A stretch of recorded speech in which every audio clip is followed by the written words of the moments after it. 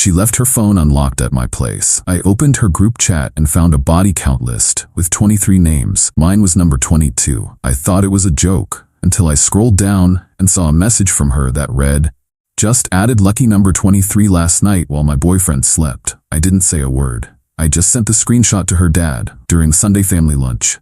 Hey viewers, real quick, only 8% of you watching are subscribed, and the channel's kind of stuck right now.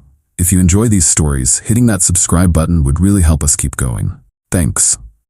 I'm Marcus, 31M, and this happened 3 days ago. Still trying to process what kind of person I was actually dating. Been with Grace 26F for about 8 months. Met her through a friend at a barbecue, seemed sweet and down to earth. Maybe a little too friendly with other guys, but I figured she was just social. Red flag number 1 I ignored. Sunday morning, Grace comes over to my place like usual. We watch some Netflix, order takeout, normal lazy Sunday stuff. Around 3 p.m. she gets a call from her sister, asking her to come help move some furniture. Emergency situation apparently. "Babe, I have to run, but I'll be back later tonight," she says, grabbing her purse and keys. "Love you." Gives me a quick kiss and rushes out. In a hurry, she leaves her phone on my coffee table. iPhone 13 with a cracked screen that she's been meaning to fix for months. I figured I'd just hold on to it until she got back. Wasn't planning to look through it or anything, but about an hour later, it starts buzzing with notifications. Text after text after text. The screen lights up and I can see message previews. "Girl, you are wild. I can't believe you actually did it. Your boyfriend has no idea, lol." That got my attention. I picked up the phone and the messages were from a group chat called Girls' Night Secrets. Just 3 people. Grace, her best friend Megan, and some girl named Jessica I'd never heard of. The phone was still unlocked from when she left. No passcode needed. I opened the chat. What I saw made my blood run cold. At the top of the conversation was a list. 23 names with dates next to them going back about 2 years. Body count list was the header. My name was number 22, dated from 8 months ago when we first hooked up. I thought it had to be some kind of joke. Maybe they were listing celebrity crushes or guys they thought were attractive. But then I scrolled down to the recent messages. Grace yesterday.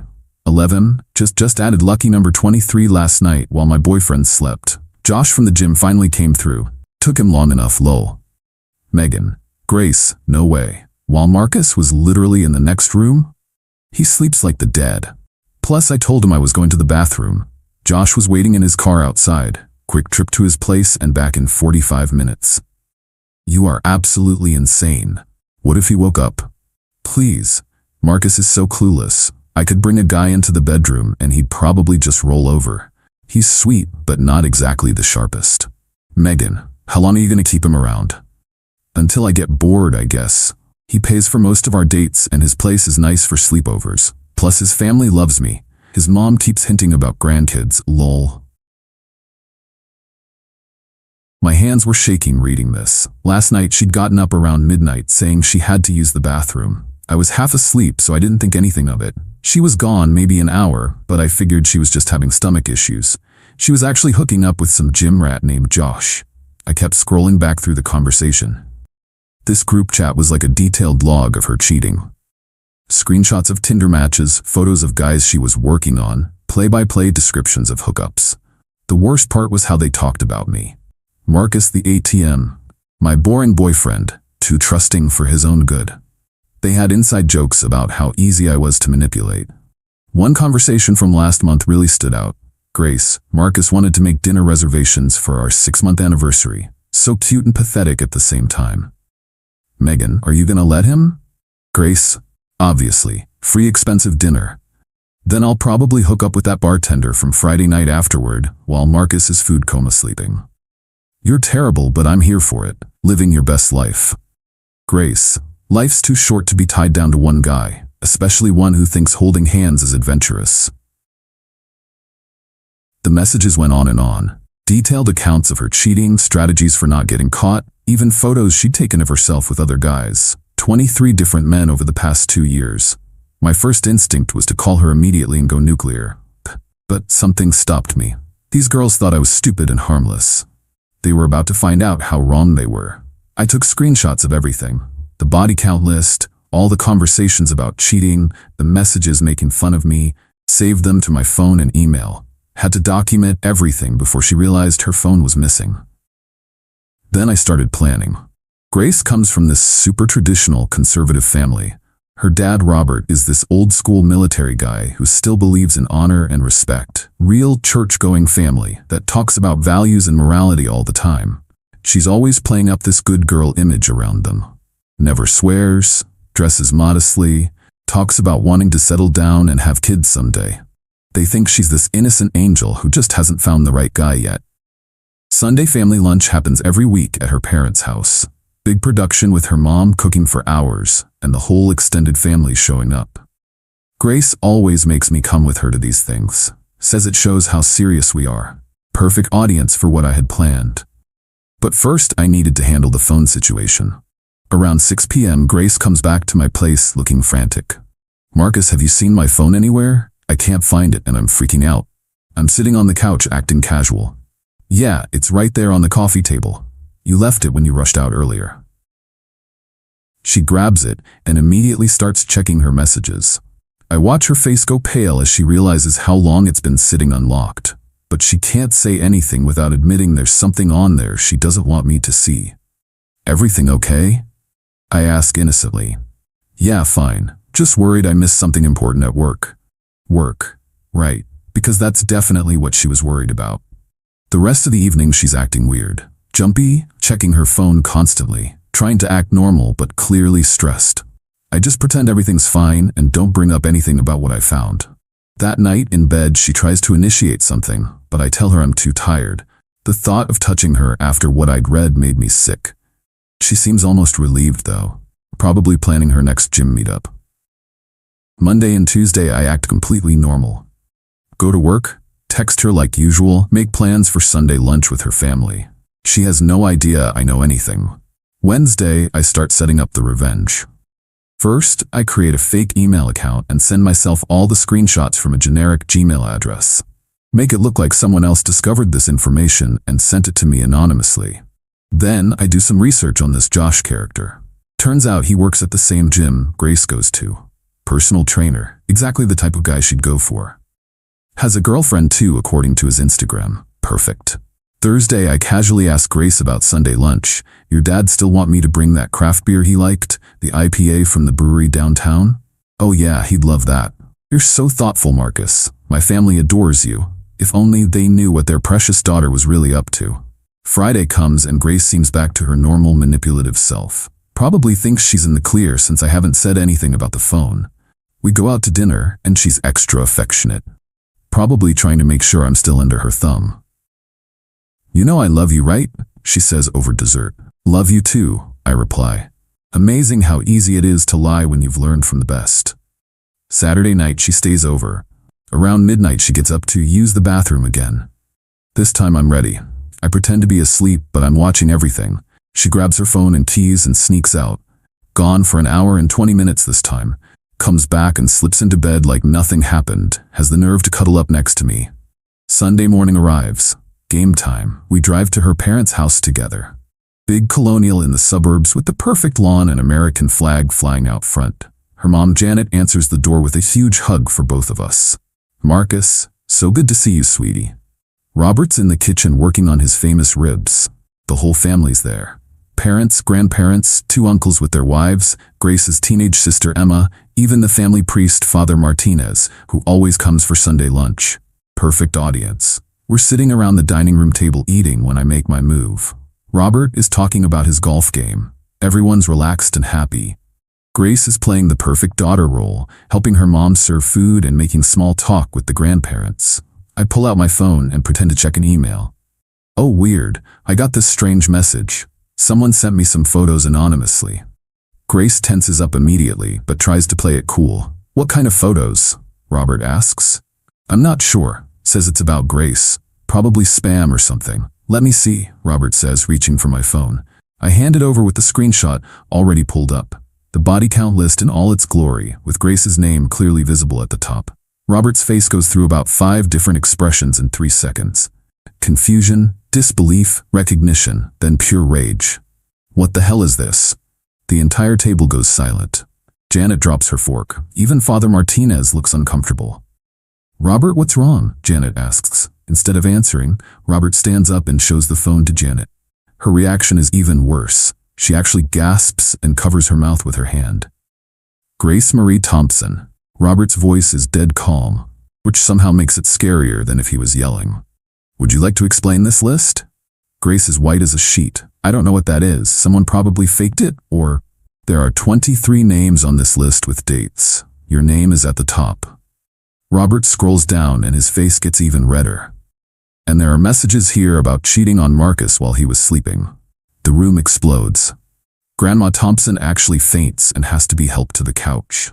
Uncle Mike starts swearing until Father Martinez tells him to watch his language. Emma asks what a body count is and gets shushed by 3 different adults.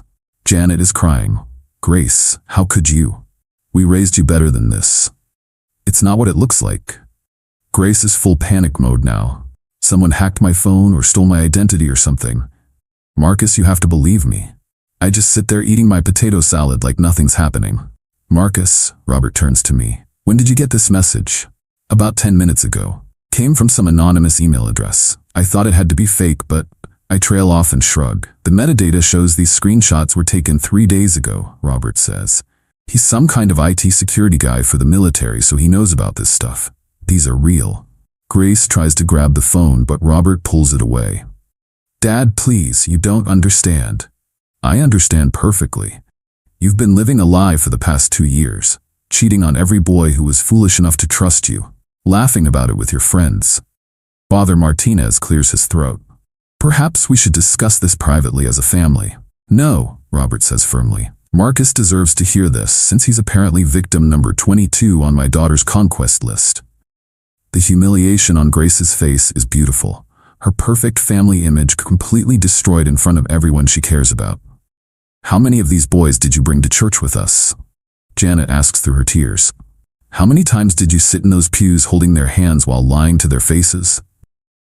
Mom, it's not that simple. 23 men. Robert explodes. 23. Do you have any idea what this makes our family look like? What this makes you look like? Uncle Mike jumps in. Robert, calm down. You're scaring the kids. Good. Maybe Emma needs to see what happens when you throw away your values and self-respect. Emma, who's 16, looks absolutely mortified. Grace, is this real? Did you really cheat on Marcus?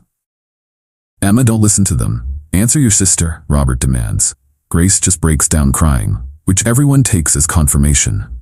I decide this is the perfect time to twist the knife a little deeper. Grace, I say quietly, getting everyone's attention. Is Josh from the gym on this list? Her crying stops immediately. The look of pure terror on her face tells everyone exactly what they need to know. Who's Josh? Robert asks. Someone she's been seeing behind my back. She was with him Friday night while I thought she was helping her sister move furniture. That was actually a lie. She was helping her sister Friday. But the family doesn't know that, and Grace can't correct me without admitting to all the other times. Robert looks like he's about to have a stroke. You brought men into our home? While lying to this family? Dad, I never brought anyone here. But you lied to us. Every Sunday for months you've sat at this table playing the devoted girlfriend while cheating behind Marcus's back. Janet suddenly stands up. I can't listen to any more of this. Grace, go to your room. Mom, I'm 26 years old.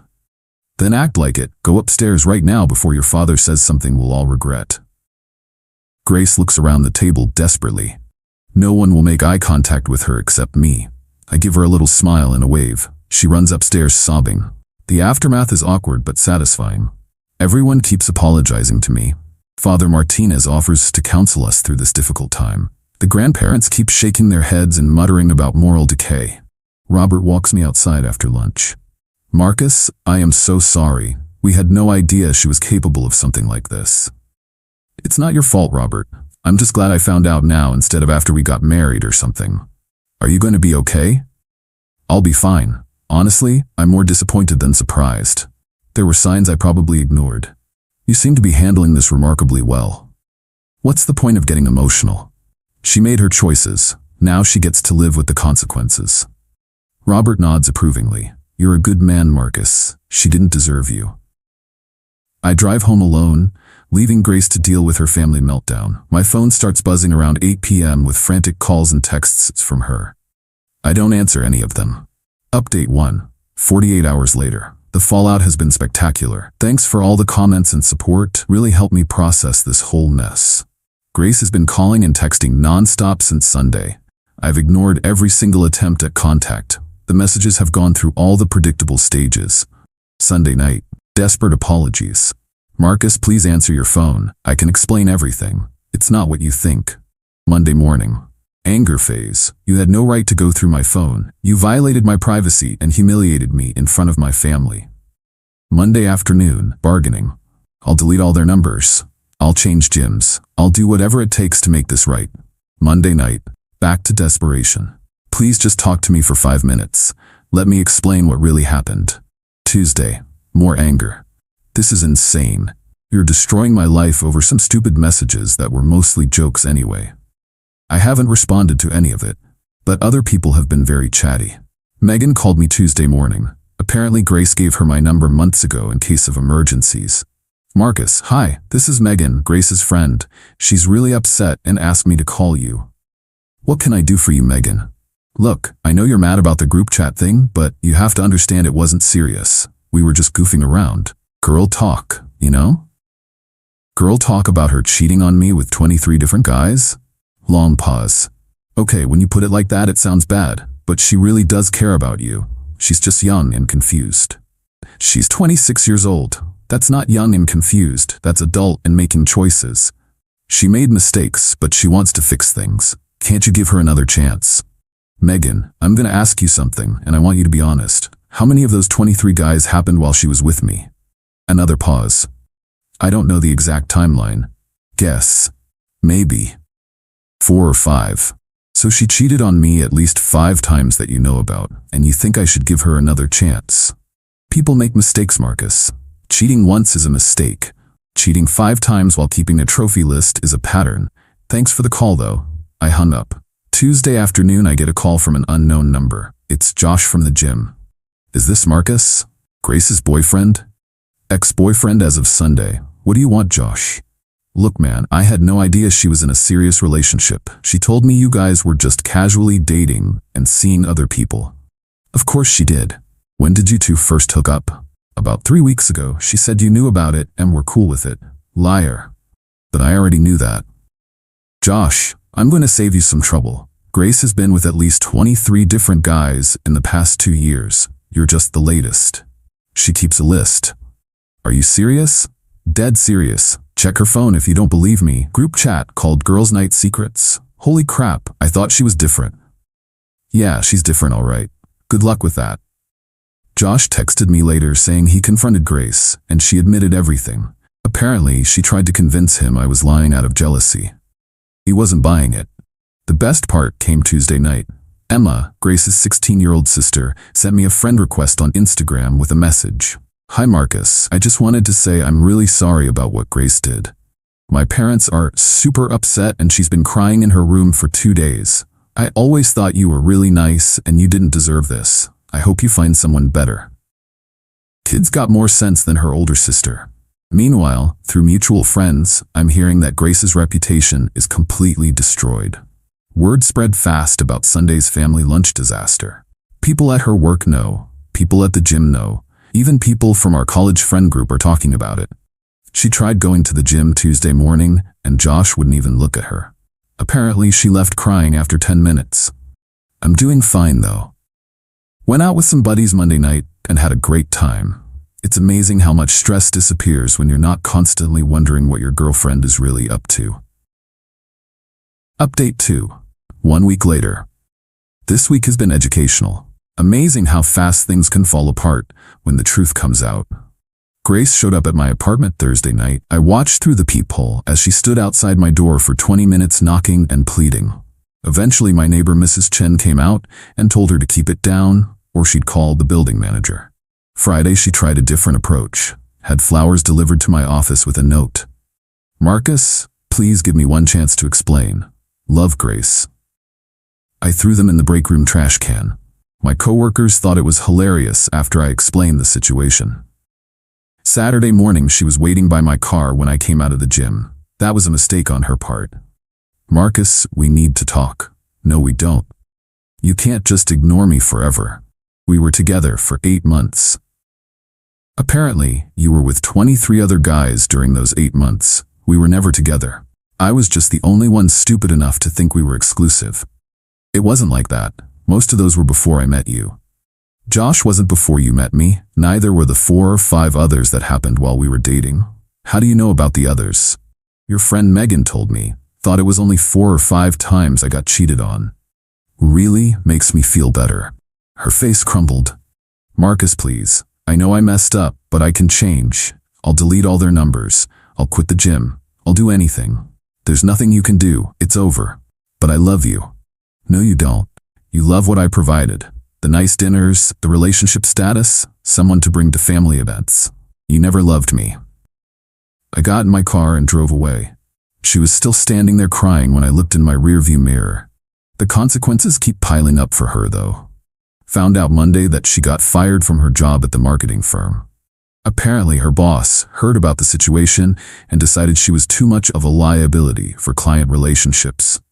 Her gym membership got revoked after she caused multiple scenes trying to confront Josh. Turns out other female members complained about her aggressive behavior. The family situation is nuclear.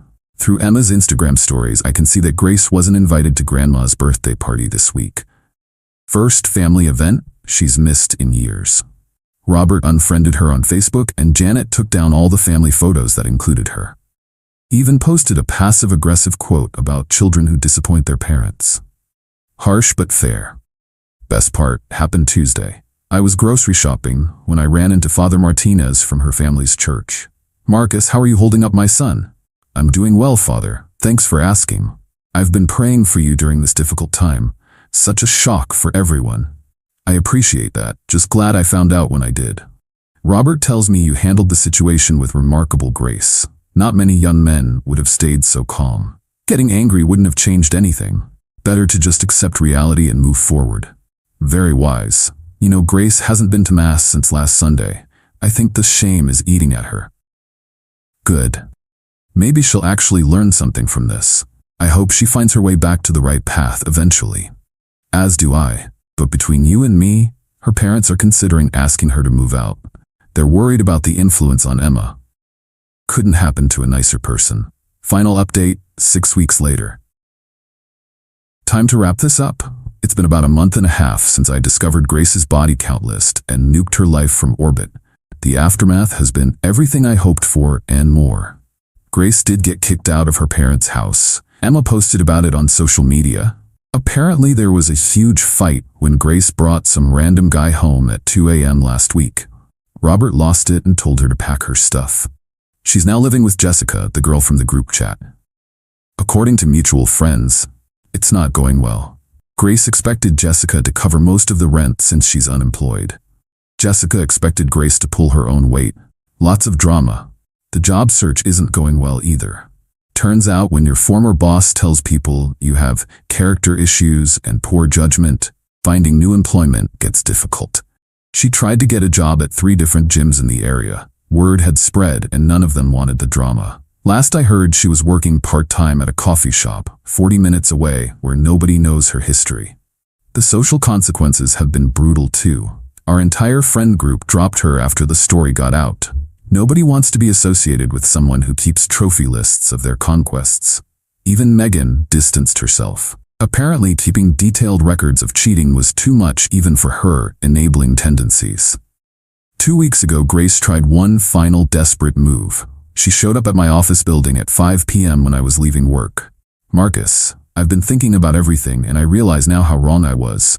I want to make real changes. Good for you. I mean it. I've been going to therapy, trying to figure out why I did those things. Hope that works out. Can we maybe get coffee sometime, just to talk? No. Please, I'm not asking to get back together. I just want closure. You got your closure. It was in that group chat where you called me boring and clueless. I didn't mean any of that. I was just trying to look cool in front of my friends. By bragging about cheating on me? That's what you thought would make you look cool? She didn't have an answer for that. Grace, I'm gonna give you some free advice. Stop trying to fix this with me and focus on fixing yourself. What you did wasn't just cheating. It was calculated. Ongoing deception while mocking the person you were deceiving. That's not a mistake. That's who you are. People can change. Maybe, but they have to want to change for themselves, not just because they got caught and faced consequences. That was the last conversation we had. As for me, life is great. I started dating someone new 3 weeks ago. Sarah's a nurse, has her own place, and most importantly, doesn't have a body count list with my name on it. We take things slow, communicate honestly, and she's never once asked me to sleep on my own couch so she can have privacy. Revolutionary concept, apparently. The best revenge wasn't the family humiliation or the social exile or even the job loss. The best revenge was just letting Grace be herself in front of people who mattered to her. She destroyed her own life with her own choices. I just made sure the right people found out about it. Sometimes the perfect revenge is just holding up a mirror and letting people see who they really are. Grace wanted to play games and keep score. She got exactly what she asked for. Everyone keeping score of what she really is. Game over.